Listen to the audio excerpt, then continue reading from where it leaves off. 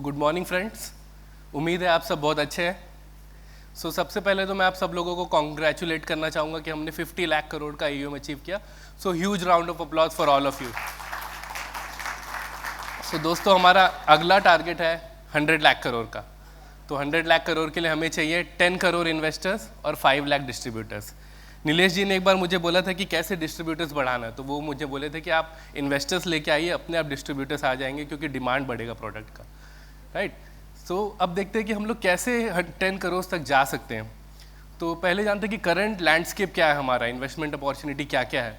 तो आप देख सकते हैं कि 51 करोड़ लोगों का पैन और आधार लिंक्ड है, तो ये हमारे पोटेंशियल कस्टमर हो सकते हैं। बैंक सेविंग्स अकाउंट में 25 लाख करोड़ रुपीस डिपॉजिटेड है।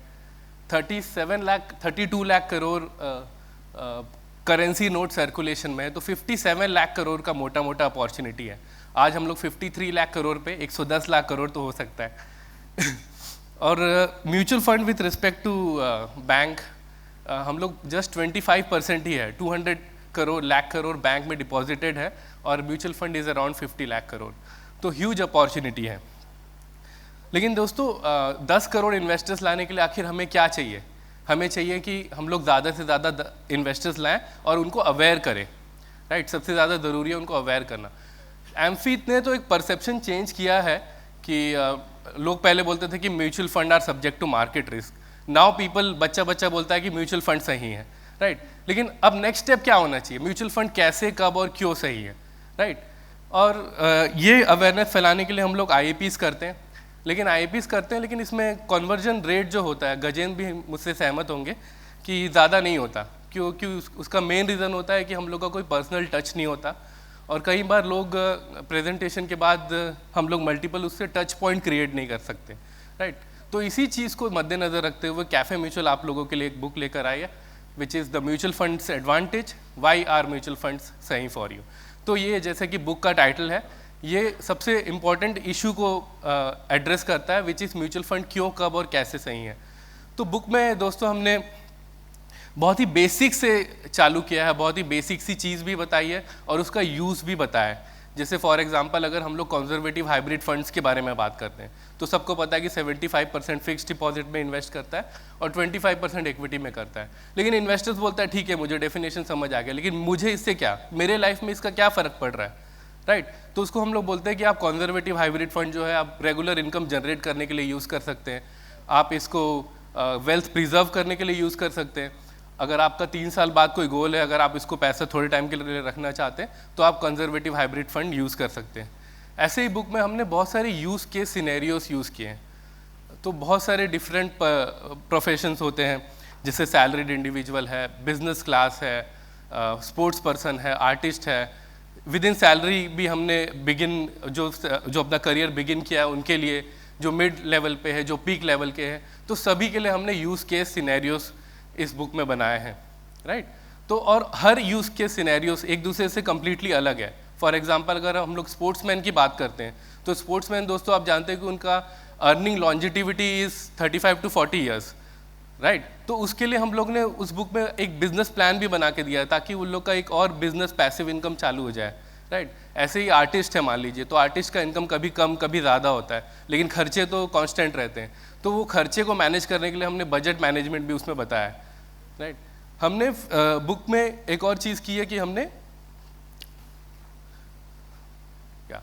मॉडल पोर्टफोलियो कुछ क्रिएट किए। मॉडल पोर्टफोलियो जैसे इन्वेस्टर्स का कोई कॉमन गोल है, जैसे उनको रेगुलर इनकम जनरेट करना है, जैसे उनको वेल्थ प्रिजर्व करना है, या उनको चिल्ड्रन एजुकेशन के लिए पैसे जमा करने, रिटायरमेंट, हाउस लोन या लोन प्रीपे करना है, तो वो सब के लिए हमने मॉडल पोर्टफोलियो बनाया। और हमने सभी टाइप के इन्वेस्टर्स को मद्देनजर रखता है according to their risk taking ability. Conservative के लिए अलग पोर्टफोलियो है, मॉडरेट के लिए अलग है, अग्रेसिव के लिए अलग है, राइट। और बुक बिल्कुल सिंपल लैंग्वेज में लिखा गया ताकि even school going students can understand it. कोई भी हमने जार्गन यूज़ नहीं किया। और सबसे अच्छी बात इस बुक की ये है कि you can use it like a guide book, right. आपको पूरा बुक पढ़ने की ज़रूरत नहीं है। किसी बिजनेसमैन को अगर आप ये बुक गिफ्ट करते हैं, तो वो शुरू के 3-4 चैप्टर पढ़ता है और म्यूचुअल फंड फॉर बिजनेसमैन पढ़ता है, दैट्स इट। आधे घंटे में उसका काम हो जाएगा, उसको कोई ज़रूरत नहीं है पूरा बुक पढ़ने की। तो he can use it as a reference point. तो दोस्तों, ये तो कुछ बेनिफिट्स हो गए बुक के, लेकिन अब ये जानते हैं कि आपको ये बुक क्यों अपने क्लाइंट्स को देना चाहिए।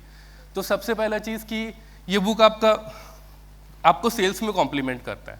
तो आपको याद है फॉर इंस्टेंस कि इंडिया का भी ड्रीम रन था वर्ल्ड कप में, राइट। सेमीफाइनल तक हम लोग बहुत डोमिनेट थे, हम लोग बैटिंग करते थे 350-400 रन, बॉलिंग करते थे तो 53 में श्रीलंका को आउट किया था और 200 के अंदर ही ज़्यादातर टीम को आउट किया। तो जब भी हम लोग बैटिंग करते थे तो बॉलिंग के लिए काम आसान, बॉलिंग करते थे तो बैटिंग के लिए काम आसान।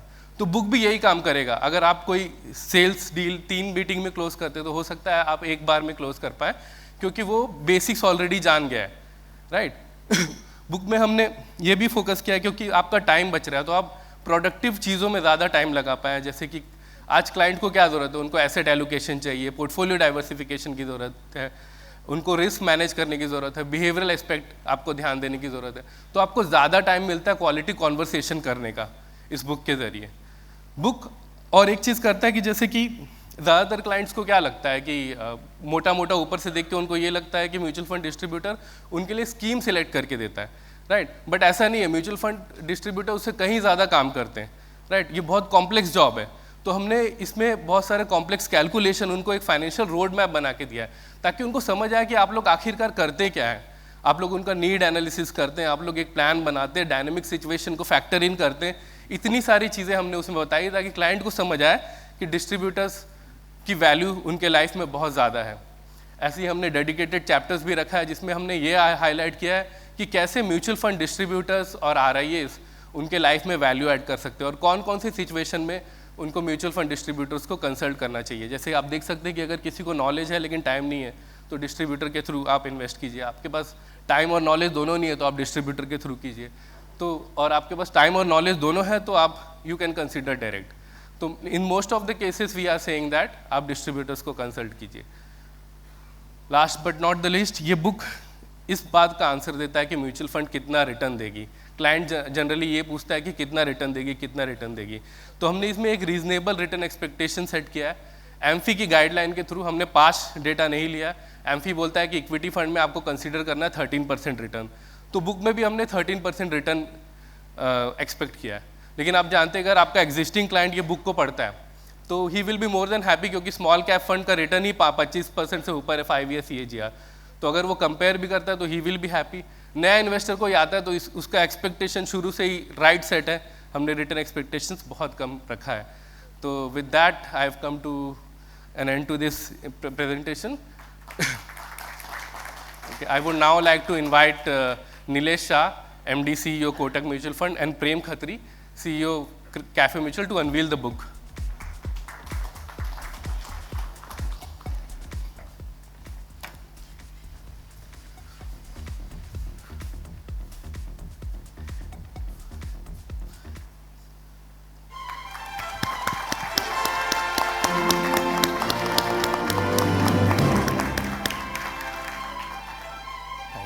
And there is the big reveal, the mutual fund advantage. Great, thank you so much. Since Nilesh Bhai is here, we would like to hear from him as well. So Nilesh, stage is yours.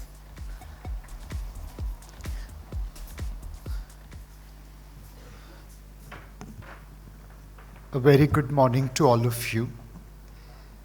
Congratulations, Nishant, for a well-deserved book on mutual fund. Nishant told me to speak with you about how to future-proof your business. आप अपने धंधे को किस तरह grow कर सकते हैं, अच्छा चला सकते हैं।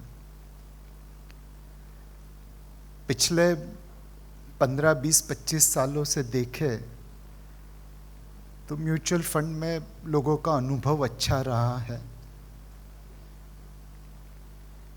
मेरे एक ग्लोबल इनोवेशन फंड को छोड़ दे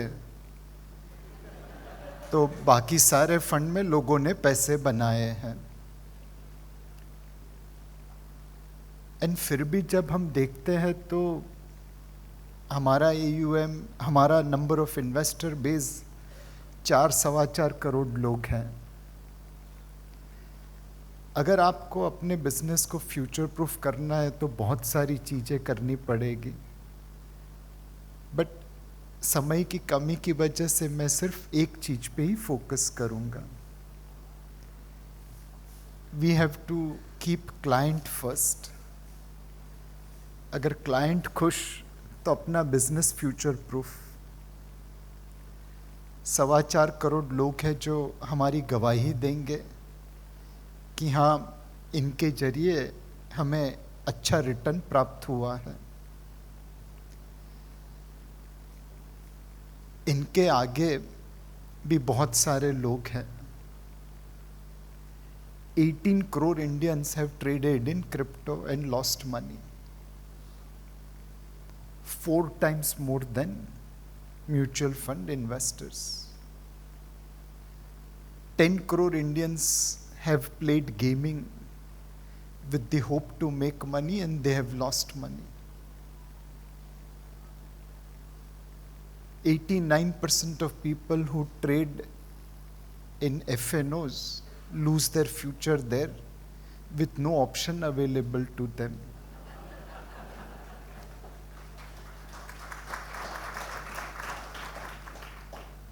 Two crore Indians have lost money in Ponzi scheme.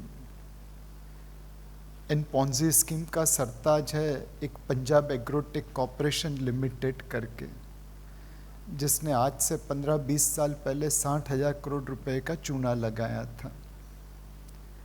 आज भी सेबी के बिल्डिंग के बाहर मैं उन लोगों को देखता हूँ जो PACL में अपनी डिपॉजिट डाले हुए थे और वापस लाने की कोशिश कर रहे हैं। ज़्यादातर लोग गांव से हैं, नॉर्थ इंडिया से। ज़्यादातर लोग गरीब हैं, लालची बन गए, और ज़्यादातर लोग अनपढ़ हैं। पूरे भारत में देखे तो जहाँ पे भी पैसे खोने की बात है, हम लोग लाइन लगा के खड़े रह जाते हैं। क्रिप्टो का स्पेलिंग पता नहीं था बट ट्रेडिंग करने घुस गए। FNO में लेवरेज क्या है पता नहीं है बट मेरे गांव में किसी ने पैसा बनाया तो मैं भी गाड़ी में बैठ गया। NFT का फुल फॉर्म क्या था वो पता नहीं था, फिर भी उसमें ट्रेड कर लिया। पॉन्जी स्कीम में किसी ने बोला 2% रिटर्न देंगे, हम भी चढ़ गए। जहाँ पे पैसे खोने की बात होती है वहाँ पे ज़्यादा निवेशक आ जाते हैं, ज़्यादा लालची लोग आ जाते हैं। कभी कभी प्रेम भाई लगता है कि म्यूचुअल फंड में लोगों के लिए पैसे नहीं बनाए होते और पैसे तोड़ते तो 4 करोड़ की जगह पे 14 करोड़ निवेशक होते। बट महात्मा गांधी कह के गए थे, सत्य का अंत में विजय होता है, सत्यमेव जयते। तो हम वो रास्ता नहीं चलना चाहेंगे जिससे शॉर्ट टर्म में ज़्यादा निवेशक मिल जाएंगे। हमारी कोशिश यही रहनी चाहिए कि we keep on expanding our net so that more and more Indians can be pulled out of lalchi, greedy investments into real investment. And एक बार म्यूचुअल फंड का रंग लग गया तो इसके ऊपर कोई दूसरा रंग नहीं चढ़ने वाला। एक है कि म्यूचुअल फंड इतना अच्छा है, 4 करोड़ लोग उससे खुश हैं। निशांत भाई जैसे लोग इतनी बढ़िया बुक लिखेंगे तो फिर म्यूचुअल फंड डिस्ट्रीब्यूटर क्या करेंगे? अगर घोड़ा खुद पानी पीना सीख जाए तो हमारा क्या होगा? बिल्कुल घबराइए मत। एजुकेशन का मतलब विजडम नहीं होता। भारत का जो सबसे बड़ा एजुकेटेड स्टेट है केरला, वहाँ पे पिछले साल तक इक्विटी म्यूचुअल फंड रिटेल का टोटल AUM 15,000 करोड़ के आसपास था। आज शायद 18-20 हज़ार करोड़ हुआ होगा। The most educated state of India, their cumulative AUM in equity as an asset class is about 15,000 crore some time back. Today with mark to market it might would have gone to 18,000 crore.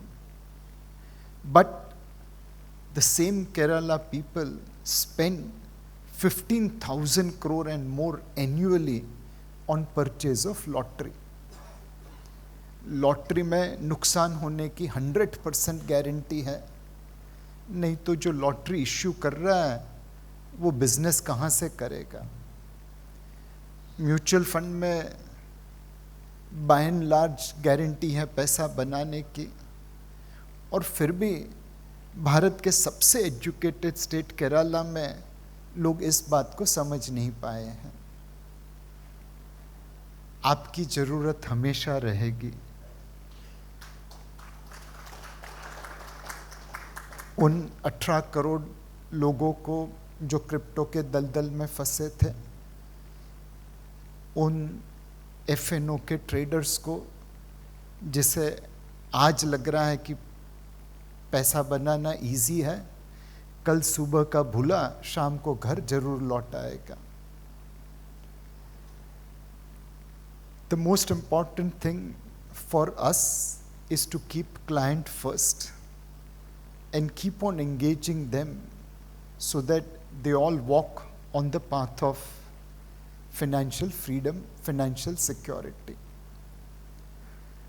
बोलना बहुत easy है, करना उतना ही मुश्किल। जब महाभारत में युद्ध की शुरुआत हो रही थी, कृष्ण भगवान दुर्योधन के खेमे में जाते हैं उसे मनाने के लिए, समझाने के लिए कि आप जंग मत करिए, पांडव से सुलह कर लीजिए, आपके ही भाई है, सिर्फ 5 गांव दे दो और मैं उन्हें जंग जाने से रोक लूंगा। दुर्योधन मानता नहीं है। एंड जब भगवान कृष्ण आर्ग्यूमेंट करते करते, समझाते समझाते थकते नहीं, तो दुर्योधन उन्हें कहता है, जानामि धर्मम नच में प्रवृत्ति, जानामि अधर्मम नच में निवृत्ति। Oh great Krishna, please don't tell me what is right. I know what is the path of dharma, but I can't follow it. And don't teach me what is wrong. I exactly know I am doing injustice to my brothers, but I can't stay away from it. वो द्वापर युग था, तब भी दुर्योधन था, ये तो कलयुग है, यहाँ पे तो दुर्योधन स्क्वायर ही होगा। इसीलिए cryptos, NFTs, FNO trading, Ponzi schemes, ये सब में लोग चले जाते हैं। और जब तक दुर्योधन रहेगा तब तक कृष्ण की जरूरत रहेगी। कलयुग है तो भगवान कृष्ण कहाँ आएंगे, हमें ही उनका काम करना पड़ेगा। Thank you.